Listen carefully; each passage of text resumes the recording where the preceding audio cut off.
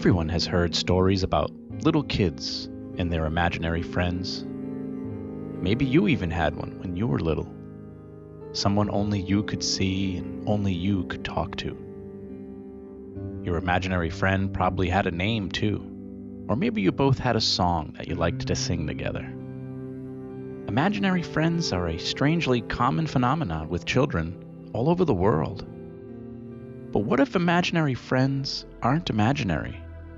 What if they're real? I'm Tom Stewart, and this is My Paranormal Story.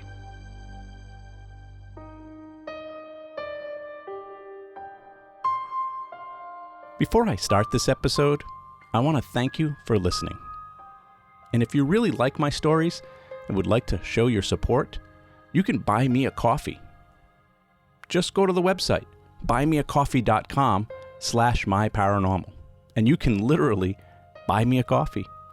And hopefully, the caffeine will help me with making more episodes real soon. Thanks again for your support.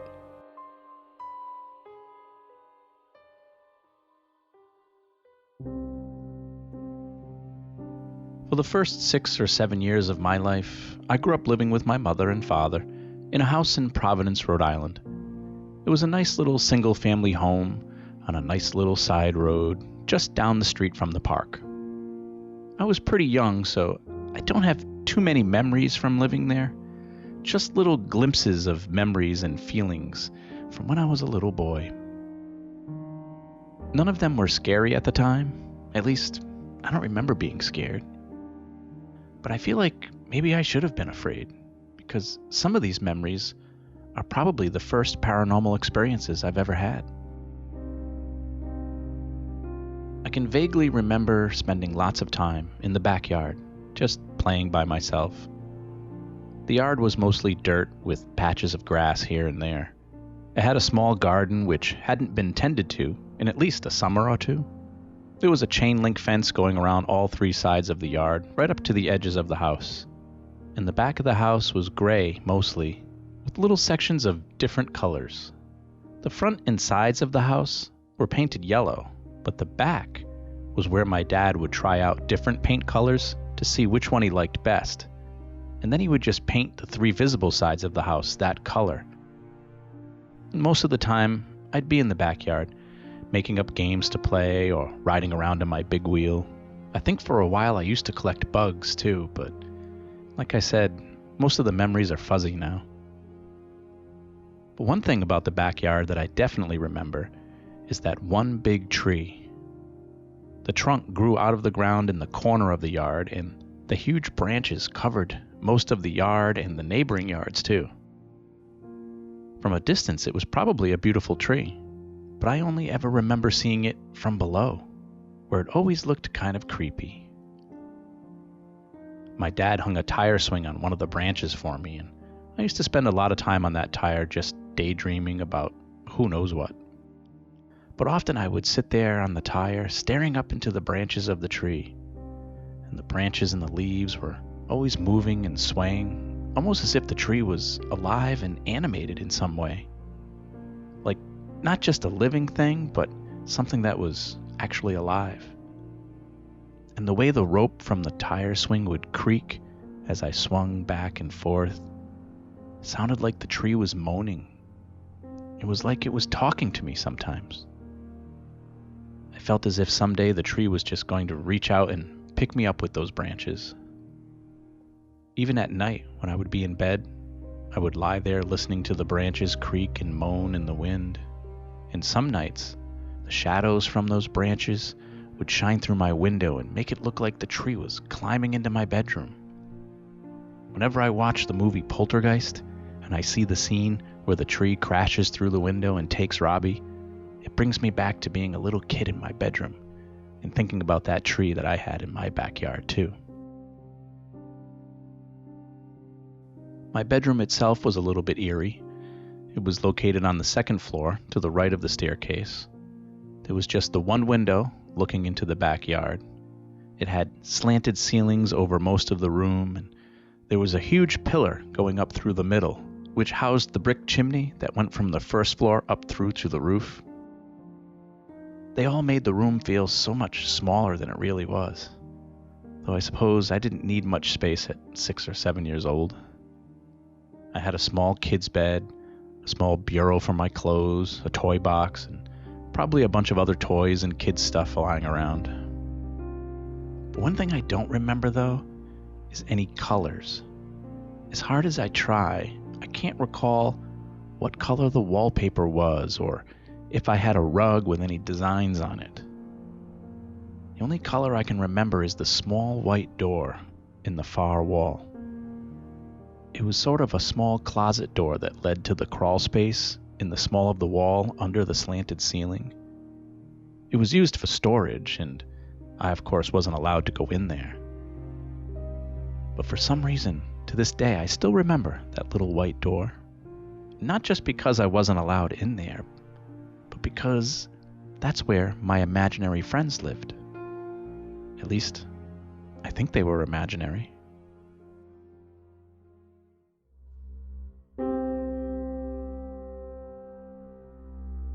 Children all over the world seem to have imaginary friends. Experts say at least 1/3 of all children will claim to have an imaginary friend.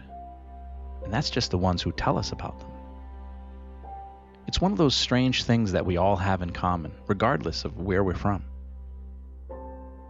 Are they just figments of our young imagination, or is there more to it?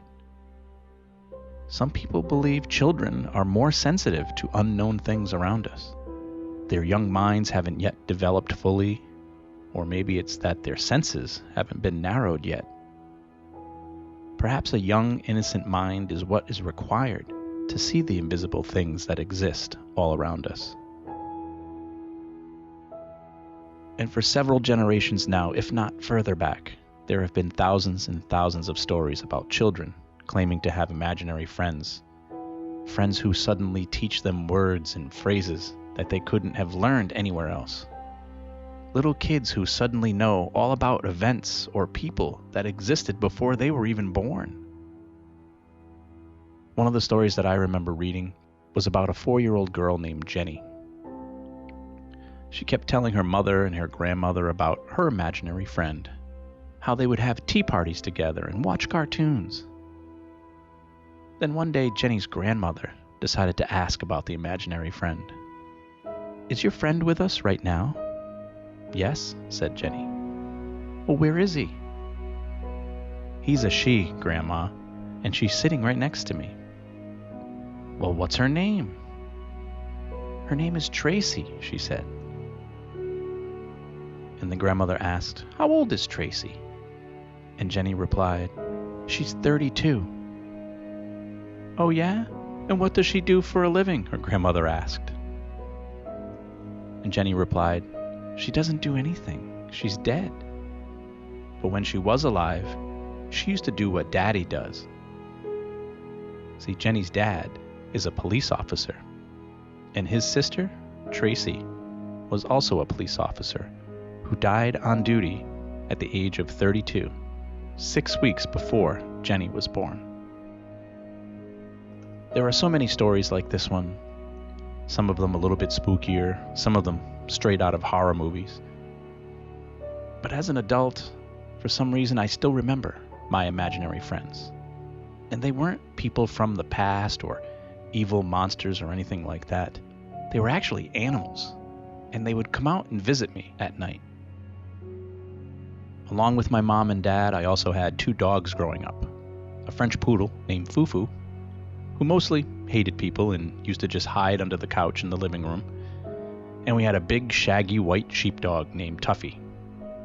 He was one of my earliest, most pleasant memories in life. Every night, when my mom would put me to bed, she would yell to Tuffy to come upstairs and say goodnight to me. And he would stomp up those stairs into my room, jump halfway up on my bed, and then give me a big sloppy dog kiss on the ear. For some reason, he loved kissing people's ears. And then he would head back downstairs with my mom. But sometimes during the night, my mother would hear me talking to someone in my room upstairs. She'd go up there thinking it was one of the dogs, but there'd be no one in there but me. She'd check on me and I'd still be sleeping, or at least appear to be sleeping. I think she just thought I was talking in my sleep. But strangely, I remember those moments, because I wasn't talking in my sleep. I was talking to my imaginary friends.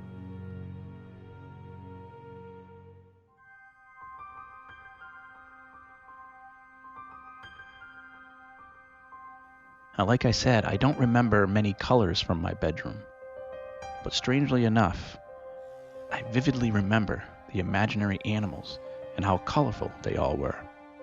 They would be floating around my room and over my bed. Red ones, blue ones, green, yellow, purple. They wouldn't always be there, and sometimes it would only be one or two of them. But when they showed up, I would sit up, talking and laughing with them. They were all shaped like strange animals, much larger than typical stuffed animals, but nothing like any kind of a real-life animal. They were just these strange, colorful creatures that would come out of the little white door on the wall and visit me at night. Once in a while, my mom would sneak up the stairs and try to catch me in the act, and a few times she did. She would ask me, "Who are you talking to?" And I'd say, "To my animal friends." She would look around to see if the dogs were there or if there was a stuffed animal on my bed, but there'd be nothing. So to get me to go back to sleep, she'd literally tell my imaginary animal friends to call it a night. "Tommy needs to sleep. All you animals have got to get out of here." And then she'd close the door. The animals would leave one by one, and I'd go back to sleep. They never scared me. I don't think they even meant to harm anyone. But they did get me in trouble a few times. Quite often my mom or dad would come into my bedroom and would see the small white door was open a crack, and they'd get mad at me for opening it. And I'd tell them every time, it wasn't me, it was the animals. But they never believed me. And I couldn't even open the door if I wanted to. I can specifically remember the door had a really tough spring-like lever on it that you had to squeeze really hard in order for it to open, and my little hands were never strong enough to do it. One morning, really early in the morning, before my mom or dad had gotten up, I remember sneaking out of my bedroom and down the stairs into the kitchen to make breakfast for my animal friends. But I wasn't planning on toast or cereal. I wanted to cook something for them. But I couldn't even reach the stove, let alone know how to cook anything. But for some reason, I was determined. I don't remember if it was them telling me to do it or just me being a hospitable 6-year-old boy. But I took out several pots and pans and filled them with water and food from the fridge, just like I'd seen my mom do it 1,000 times.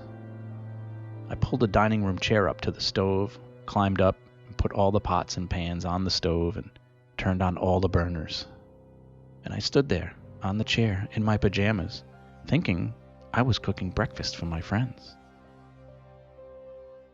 But then suddenly I slipped and knocked over one of the pots. Boiling hot water spilled everywhere, and the pot landed on the floor and burned a hole in the linoleum.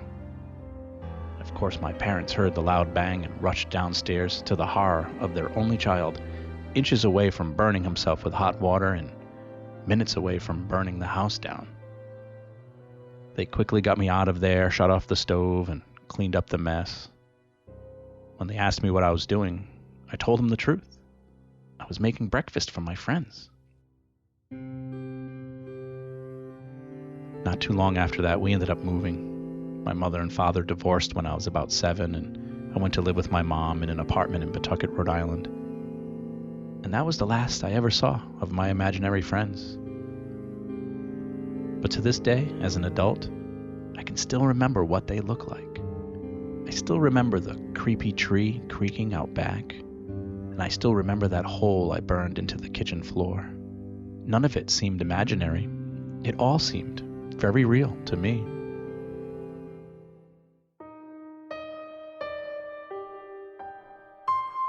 My Paranormal Story is written, produced, and narrated by me, Tom Stewart. Music from this episode courtesy of Kevin MacLeod at Incompetech.com.